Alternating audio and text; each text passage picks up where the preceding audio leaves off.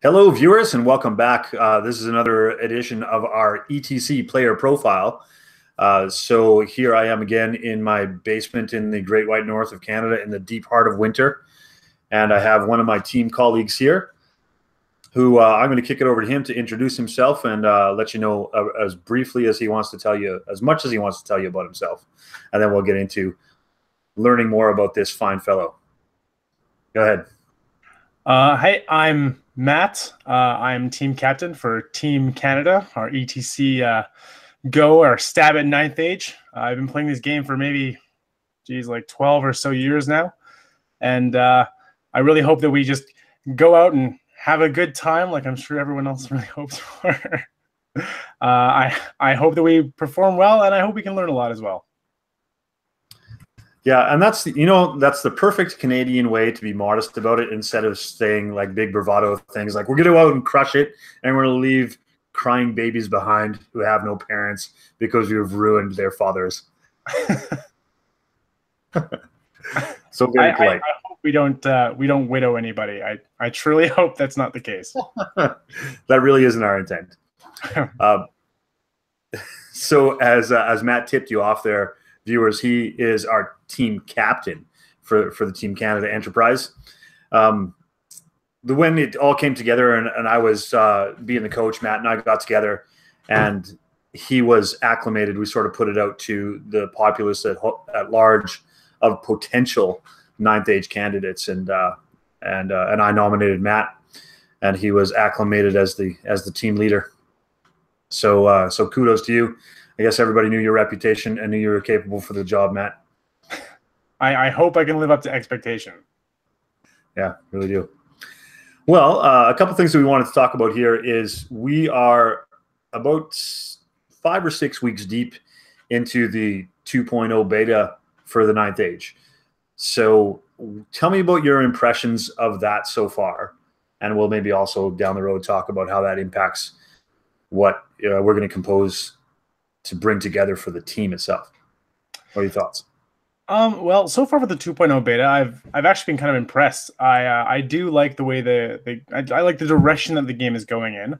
I like that they're shying away from the standard Games Workshop format. I'm glad that they've been able to differentiate themselves as far as the game is concerned, but still retain those core values that are really important and would make the game enjoyable for us. I do have like some personal comments that I don't want to get too much into about like different books here and there, but I feel that for the most part the game is very well balanced. I think there's just a few little tweaks. Of course, this is a beta, so we all knew that would be the case. In fact, one of our games, we actually came across a wording error in the book where we could not decide what the ruling was because there were direct conflicts within the rulebook. We posted that, and hopefully they will be changing that with the 2.1 or 2.01, I suppose, version of the game where they fix up their words and their ruling. But so far, so good. I don't think my Wood Elves took a huge hit. I do have to change my playstyle a little bit thus far. We'll see how they change when they have a little bit more data. But that's not much of a problem. New editions require adaptation, and I don't think that's a big deal. I think learning to play a different style is not a problem, and I think that's what makes a good general, is someone who can learn and adapt, and instead of sitting there whining about the changes and the things that, oh, I can't take this or that anymore. I think it's more useful, certainly more constructive to just get out there and try something new. Yeah, so let me ask you this. In the handful of games that you've had, and more specifically the games that you've had with our teammates down there in Calgary with you, do you feel that we've chosen some guys that are going to be adaptable? Because that's a key word that you use there, is being adaptable with this rule change. I think so. Yeah. I think a lot of people are still trying to find their play style, the one that suits them best in this new edition. But that said, all of them are trying new lists. They're every week, our guys, Mr. Ryan Fry and Mike Bondi, are coming out with a new list.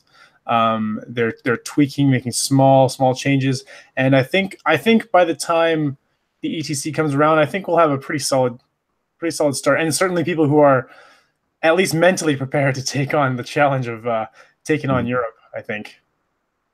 Good.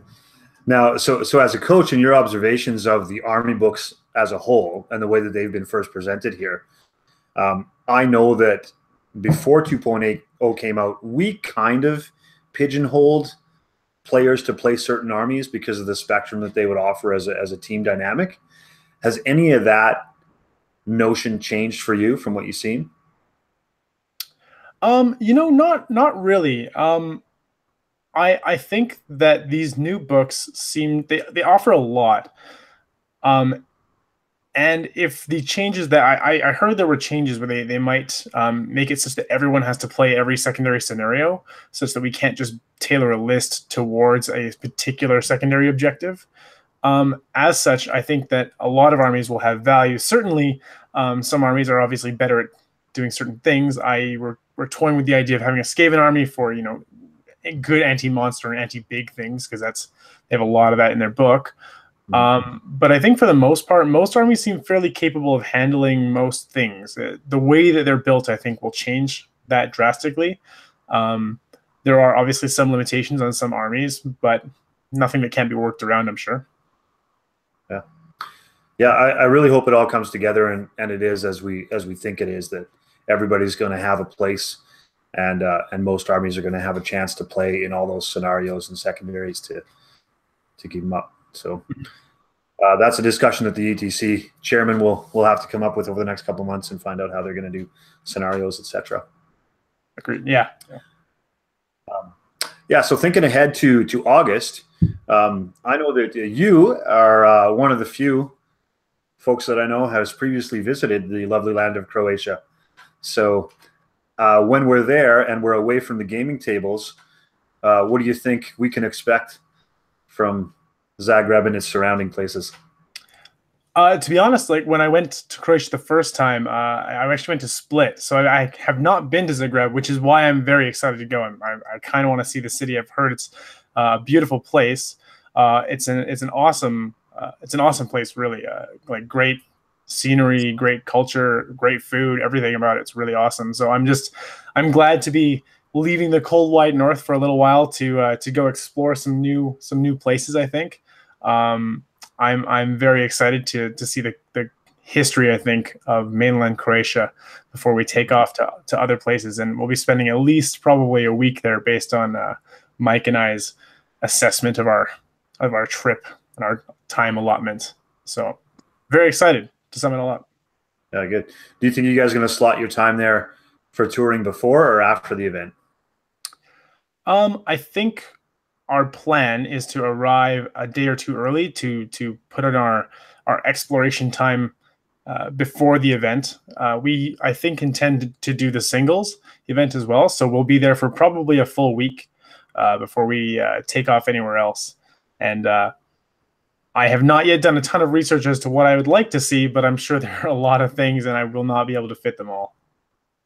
Yeah, Europe is densely packed and rich in history, so I'm sure that we'll all find ways to entertain ourselves. True. Now, my other question for you in parting is, if the Targaryens go down and get erased from the Game of Thrones in next season, who do you get behind that?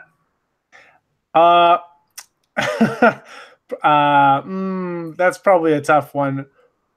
Probably I just have to go with the Starks. Just has to be that way, I think.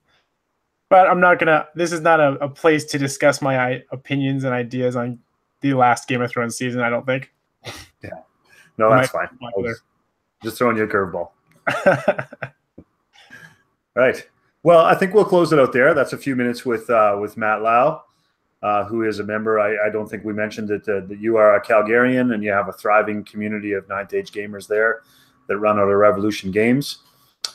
If there's other local Calgarians or people around that area that happen to stumble across this video, maybe before we close out, Matt, you can tell folks like that how to get involved with Ninth Age in your city.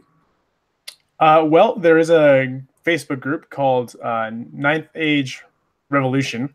And if you join that group or ask to join that group, I'll just shoot you a quick message, make sure you're in the right place. And then, everyone and anyone is welcome to join us. We also primarily hang out on Wednesdays at around 5 p.m. at Revolution Games and Music in the northwest of Calgary. And if anyone wants to come by and see how the game runs, or throw down, paint some models, just hang out, whatever, we're a very inclusive group, and it'd be nice to see more people coming out. The Ninth Age community is growing quite rapidly here in Alberta. So I'd be happy to see more people, and absolutely happy to bring more people into the fold. Always better having more competition than less. So, yeah. Good. All right. Well, with that note, folks, we're going to sign off, and I'll be back again in the future with another few moments with a different member of the ETC Team Canada. So good night for now.